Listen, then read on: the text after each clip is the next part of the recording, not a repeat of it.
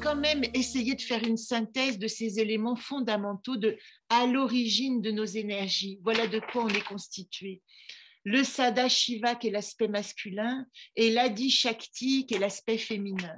On peut dire que le Big Bang, il appartient à l'aspect masculin, mais que l'énergie primordiale du cosmique appartient à l'aspect féminin. Il y a la source et il y a l'émanation de la source.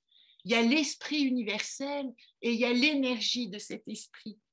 Il y a ce qu'on appelle Atman, le soi inaccessible, le soi dilué dans l'univers, et il y a le souffle, le pneuma. 50 000 ans avant Jésus-Christ, il y a déjà des représentations de la femme et il n'y a pas de représentation d'homme divine. C'est que des représentations de la déesse unique de la fertilité.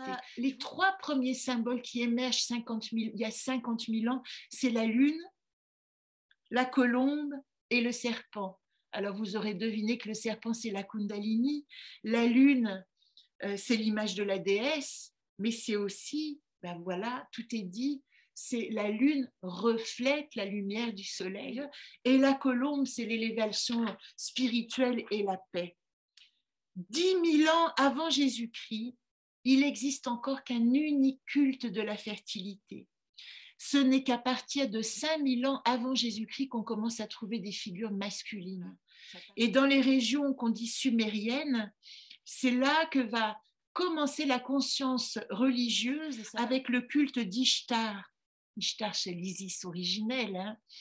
Elle est celle qui sait, Ève de la révélation de la pomme dans la conscience de sa grandeur. Parce que vers 2000 ans avant Jésus-Christ, le culte d'Ishtar, dont je vous ai parlé, hein, qui est vraiment la déesse mère, va commencer à être influencé par cette double entrée du yang et il va mettre l'accent dans le culte sur la naissance du fils. Ishtar a un fils. Donc, qu'est-ce qu'il va falloir? Il va falloir protéger le fils et elle va être reléguée au rôle de mère. Avant la déesse mère, existait une déesse indemne de sa socialisation en tant que mère et en tant que déesse de la fertilité qui donne vie à l'homme tout-puissant. C'est assez récent, mais 1250 ans avant Jésus-Christ, le culte de la déesse laisse la place au culte du haut père. Et pour la première fois, on commence à diaboliser l'image de la femme pour donner toute la place à l'homme. Alors on peut résumer par cette phrase: à l'origine, la déesse est, avec le culte de l'homme, Dieu est créateur de toutes choses, y compris de la déesse. Vous verrez, tous les cultes de l'Antiquité, il y en a beaucoup qui ont gardé toute cette magnifique relation à la déesse mère. Hein. Je peux vous parler de la Shekinah, c'est la rédemptrice qui guérit les péchés. Mère nature chez les Celtes, elles sont toutes nées de l'image de cette déesse originelle.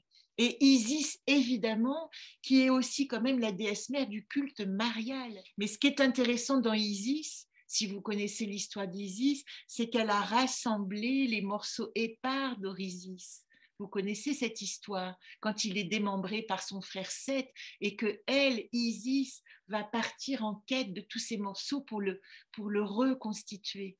C'est une image aussi cachée de la femme à l'origine, hein, de la déesse mère originelle. Marie, c'est une assimilation de toutes ces images qu'on n'a pas pu révéler, mais comme si on pouvait, à travers Marie, avoir toute cette dimension qui la dépasse elle-même. Au XXe siècle, on a un retour total de l'hymne à Marie. Vous voyez que partout, en fait, dans tout ce qui s'est créé de conscience religieuse ou de symboles, il faut aller chercher profondément pour voir où est cachée encore cette dimension de l'éternel féminin. On va parler des déesses grecques et je ne peux pas ne pas vous parler de l'origine du monde pour les Grecs. C'est la théogonie d'Hésiode. Elle date du 8e siècle avant Jésus-Christ. Gaïa, la terre-mère, surgit du chaos. Le chaos, c'est le vide primordial. Elle s'enfante elle-même dans le chaos et donne naissance à Uranus, le ciel étoilé pendant son sommeil. Elle va créer de nombreux enfants, dont Rhea et Chronos. Et Chronos, lui, se révolte contre Uranos, qui avale ses enfants. Et non seulement il se révolte contre lui, mais il se dit, ça suffit maintenant, tu vas arrêter d'engendrer. Il l'émascule. il va y avoir évidemment des gouttes de sang de cette émasculation qui naissent et qui vont donner des divinités terribles qui s'appellent implacables, vengeance et mégère. Mais il y a une goutte de sang qui tombe dans les flots. Elle donne naissance à Aphrodite. On a déjà là notre première déesse, qui est la déesse alchimique.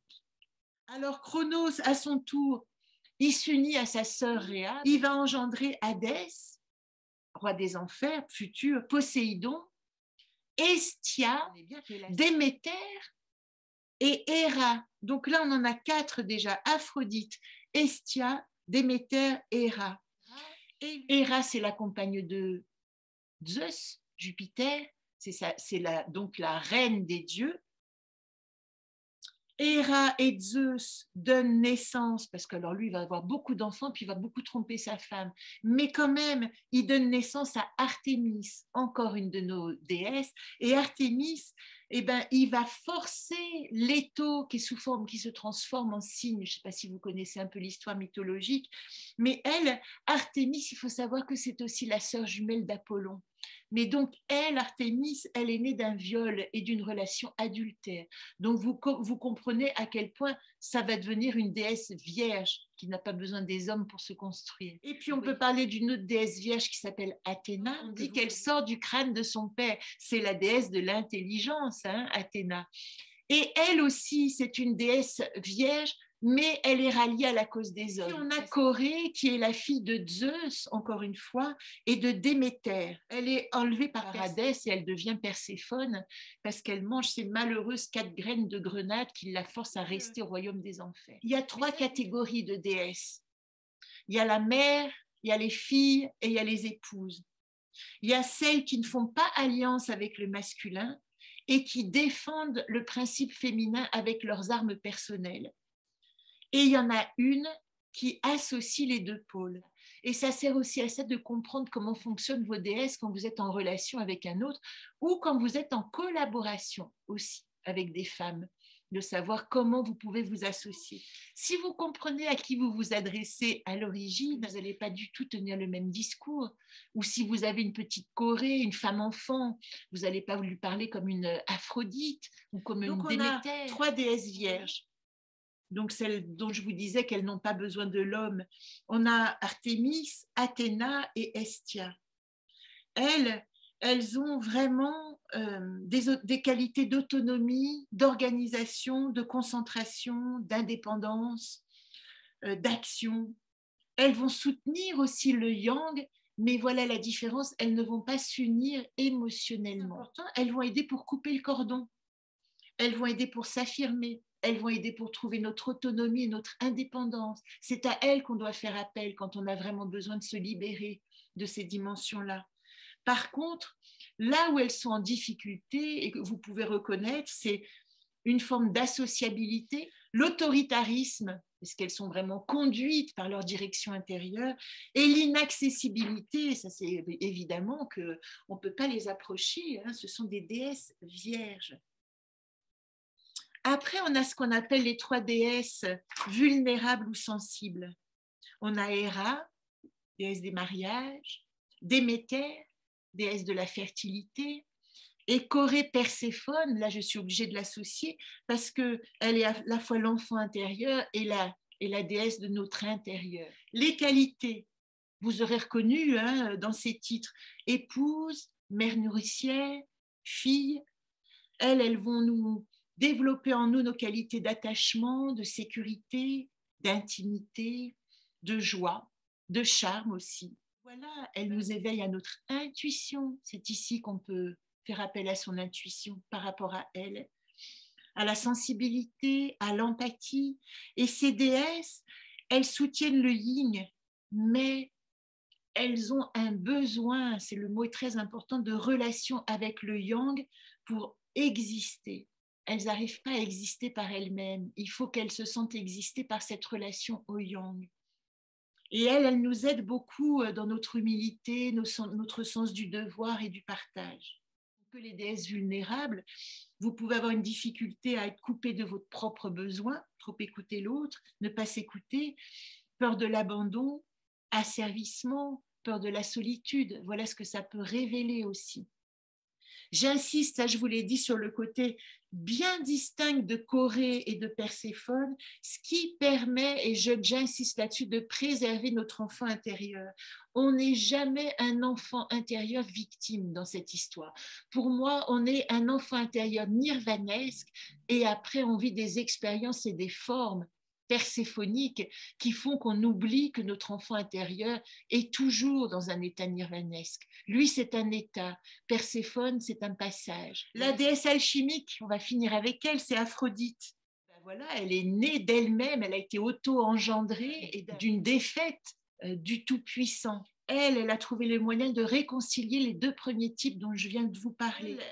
Il y a en elle la reconnaissance biologique de notre dualité, de ce hieros gamos, de ce yin et yang intérieur. On peut dire que l'Aphrodite, aujourd'hui, elle évoque une telle liberté d'être qu'on peut vraiment parler de l'Esprit Saint au féminin, comme si dans notre ère du poisson de 2000 ans que nous venons de traverser, nous avons été aspectés par l'Esprit Saint au masculin, par le Christ, par l'incarnation de ce poisson sublime, la dimension de l'humanisme, dans cette ère du Verseau qui s'annonce, on dit qu'elle est l'incarnation de l'Esprit Saint au féminin. Cet éternel féminin, on peut le réhabiliter, le faire habiter, cohabiter en nous, parce qu'on doit aller regarder dans nos blessures du féminin.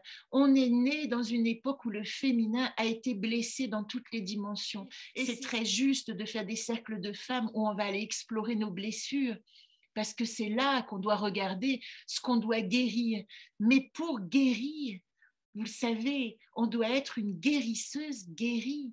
On doit regarder aussi où ça fonctionne, où est-ce que ça marche, sur quoi on va s'appuyer à l'intérieur de nous. C'est très important de rencontrer les 8 archétypes à travers notre expérience du moment. Et c'est pour ça que je vous invite à recommencer à chaque fois cette notation chaque mois, parce que c'est comme si vous alliez leur parler, comme quand on se rend compte comment ça va à ce coup-ci, qu'est-ce qui a avancé, sur quoi je me repose aujourd'hui. Alors, les outils d'exploration que je vais vous proposer ici, c'est le questionnaire. Vous allez répondre avec le plus d'honnêteté possible, bien sûr, et vous allez pouvoir après faire la synthèse et savoir quel est l'élément dominant. C'est pas du tout une définition figée, hein. Vous savez que moi je parle du moment présent. Si vous voulez le refaire dans un an parce que votre vie a évolué, etc., parce que autre chose s'est passé, ce sera tout aussi intéressant. Mais ça permet dans votre psyché, de classer vos archétypes, de comprendre vraiment comment les classer initialement. Classer des archétypes qui valorisent et qui sont honorés d'emblée, classer les archétypes qui sont réprimés, classer ceux qui ne sont pas développés. Donc la déesse principale qui ressort dans le questionnaire, c'est ce qu'on va appeler dans ce questionnaire c'est pas que c'est la meilleure, c'est notre véhicule d'expression. Le deuxième, c'est le bilan mensuel. Vous l'avez dans le mode d'emploi. Et là, vous donnez une note de 3 et de 4. Je précise pour ce bilan que vous pouvez quand même changer. Moi, j'ai fait un bilan avec des mots-clés. Vous avez peut-être d'autres mots-clés qui sont plus importants pour vous à certaines époques. Vous avez la note sur 10, mais moi, je vous mets des points clés sur l'analyse du bilan. Parce que comment les travailler? Il y a, regardez, celle qui est en carence, elle a moins de 5 points. C'est une vraie carence. Celle qui est en plein potentiel, elle est évidemment un 10 sur 10, un 9 sur 10 si vous êtes dur avec vous-même, mais c'est une volonté de progresser, le 9 sur 10. Elle est en haut. C'est plutôt vous donner votre autostimulation plutôt que votre autosatisfaction. Et il y a celle qui est à encourager entre 5 et 8 sur 10. Comment celle en plein potentiel va pouvoir partager son énergie pour aider les autres, dans quel domaine et de quelle manière. C'est pour ça que je vous dis que c'est sympa de réserver une journée à vos déesses, d'aller vraiment rencontrer comme si vous étiez habité par ces personnes et de pouvoir les rassurer.